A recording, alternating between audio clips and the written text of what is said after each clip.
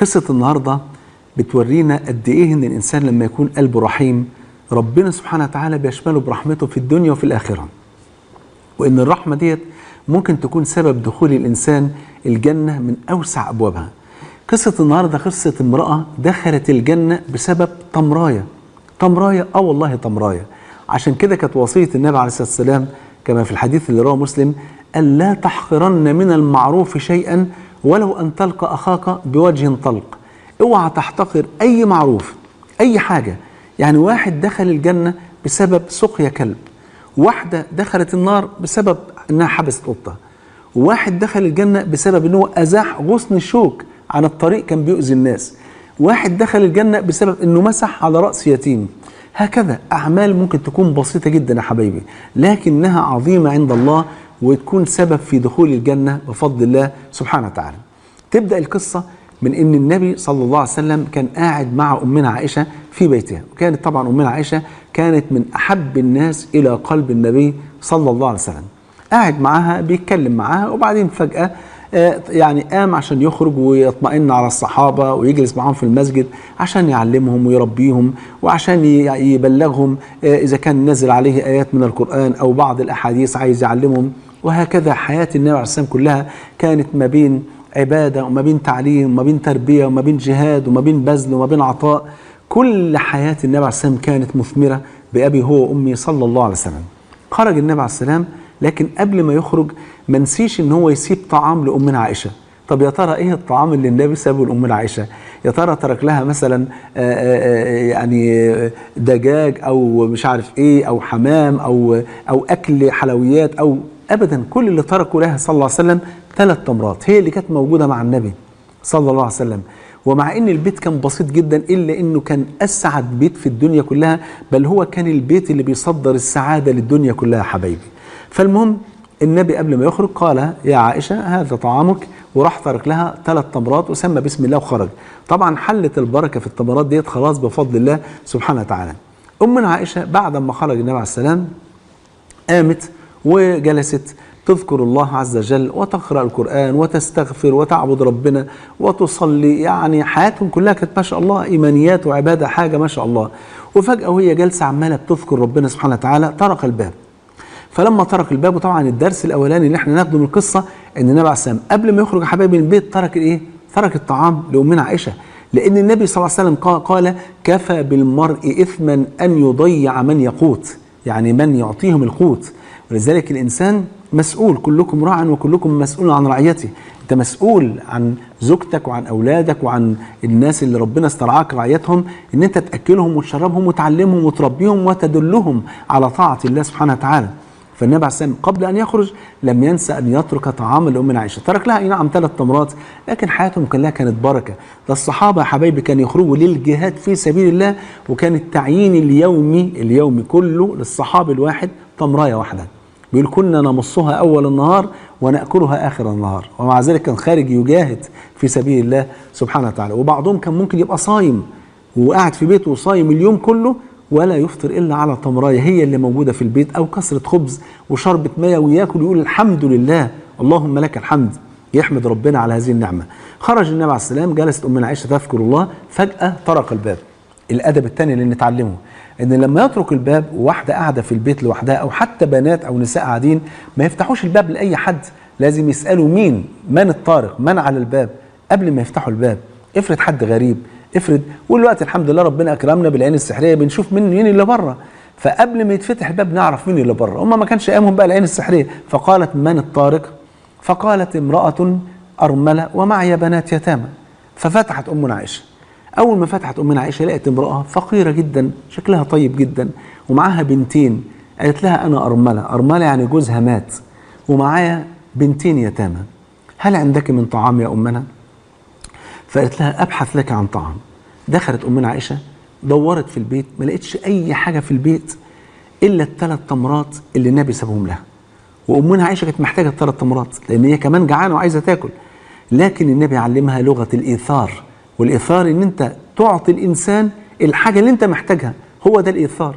ودي الآية اللي نزلت في الأنصار رضي الله عنهم، قال جل وعلا: ويؤثرون على أنفسهم ولو كان بهم خصاصة. فما كان من أمنا عائشة كانت ممكن تقول اديهم تمرايه وانا 2 او هم 2 ولا ابدا، راحت مطلعه ال3 تمرات وقالت لها والله هذا كل ما في بيتي. فالست شكرتها لان هي بذلت اللي في وسعها، خدت ال3 تمرات، وامنا عائشه فضلت واقفه تشوفها هتعمل ايه. الست خدت ال3 تمرات، ادت بنتها اللي على اليمين تمرايه وبنتها اللي على اليسار تمرايه، وخدت هي تمرايه. البنات من شده الجوع كلوا التمرات بتاعتهم، كل واحده كلت التمره اللي في ايديها. الام ما عملتش كده، الام استنت عشان تشوف بناتها محتاجين التمره اللي معاها ولا لا. عرفتوا ليه ربنا وصانا بالام والاب؟ شفت قد ايه بيضحوا عشاننا؟ فالام بعد ما البنت دي كلت تمرتها ودي كلت التمرايه بتاعتها، راحت قاسمه التمرايه بتاعتها هي، وادت البنت دي نص تمرايه وادت البنت الثانيه نص تمرايه. فالبنتين اكلوا نص التمرايه ديت ودي، يعني كلوا التمرايه. فامنا عائشه بكت وتاثرت جدا بهذا المشهد، وبعدين استاذنت الست ودخلت وقفلت الباب. جلست تبكي امنا عائشه في البيت، كانت تتمنى يكون عندها اكل اكتر من كده عشان تدي اليتامى والارمله دي عشان ياكلوا. شويتين، ساعه ساعتين، جه النبي صلى الله عليه وسلم، دخل على امنا عائشه لها بتبكي، قال لها ما يبكيك يا عائش؟ عائش هو ايه؟ يعني اسم الدلع بتاع عائشه، بيسموه اسم كده للتحبيب يعني تمام. فقال لها ما لك يا عائش يا عائش؟ قالت يا رسول الله جاءتني امراه ارمله ومعها بنتان يتيمتان وطلبت اكل، ما لقيتش عندي غير ال3 تمرات. اديتهم ال3 تمرات، البنتين كلوا كل واحده تمرايه، والست راحت قاسمه التمرايه بتاعتها وادتها لهم. فتعجبت من صنيع هذه المراه. في نفس اللحظه يا حبيبي جبريل عليه السلام ينزل من فوق 7 سماوات يقول للنبي الكلمه اللي هيقولها لامنا عائشه دلوقتي. قال لها وما الذي يدعوك للعجب؟ إن الله عز وجل قد أوجب لها بها الجنة. الله، ربنا سبحانه وتعالى لما رأى الرحمة ديت من قلب هذه الأم بالتمراية ديت اللي قسمتها بين الطفلتين اليتامى دولت، ربنا أوجب لها بها الجنة، يعني كتب لها أنها من أهل الجنة. والمولى عز وجل لما يمنع حد منحة حاشا لله أن يرجع في كلامه سبحانه وتعالى، خلاص ما دام من أهل الجنة يبقى من أهل الجنة. فكانت دخولها الجنة بسبب تمراية يا حبايبي قسمتها نصين. عشان كده النبي عليه السلام كان دايما يقول للصحابة ايه وللأمة كلها فاتقوا النار ولو بشق تمرة، ولو بنص تمرة. وكأنه يشير إلى هذه القصة إن الست ديت بشق تمرة دخلت الجنة. انتوا ممكن تخشوا الجنة بشق تمرة. أحيانا نجيب كيلو تمر وناكل وبعدين نرمي نصه ونرمي ربعه ونرمي 3/4. ممكن تاكل والباقي اللي مش محتاجه ده تديه لإنسان فقير، هو ممكن يكون بالنسبة له اللي انت هترميه ده هو أحوج ما يكون إليه. وياما شفنا ناس بتنبش في القمامة عشان تلاقي لقمة تاكلها. تخيل بقى لما انت تروح تديله شوية تمر أو تديله حتى 5-6 رغيفة تراي ياكلوا محاف حتى، صدقني ومن أحياها فكأنما أحيا الناس جميعا. شفتوا قد ايه يا حبايبي القصة مؤثرة ازاي؟ إن أم بتضحي بكل حاجة وهي هتبقى جعانة، طب ما هي كمان محتاجة تاكل، لكن مش مهم أنا آكل، المهم الطفلتين اليتامى دول ياكلوا. لأن النبي عليه السلام قال أنا وكافل اليتيم له أو لغيره في الجنة كهاتين. طب ليه النبي قال كده صلى الله عليه وسلم؟ عشان ممكن تكون أم زوجها مات وساب لها 2 أو 3 أو طفلين أو 3 يتامى. فمعنى كده ان ما حدش ياخد ثواب اليتامى الا لو حد غريب كفل اليتامى دولت. قال لك لا، الثواب للاثنين. لو حد غريب كفل اليتامى فهو معايا في الجنه، والام دي لو اكرمت اليتامى دول اللي هم اولادها اصلا برضه في الجنه.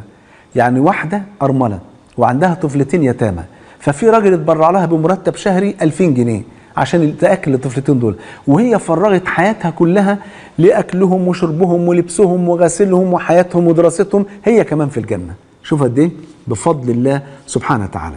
عشان كده بنتعلم ان اي خير نقدر نعمله وما نتاخرش عن اي خير، كما قال النبي صلى الله عليه وسلم. اذكركم بالحديث مره ثانيه: لا تحقرن من المعروف شيئا ولو ان تلقى اخاك بوجه طلق. ربنا يرزقنا واياكم الرحمه والحب والرفق باليتامى والإحسان إلى كل من حولنا. أسأل الله عز وجل أن يجمعنا وإياكم في الفردوس الأعلى، وصلى الله على نبينا محمد وعلى آله وصحبه وسلم. بحبكم في الله، والسلام عليكم ورحمة الله.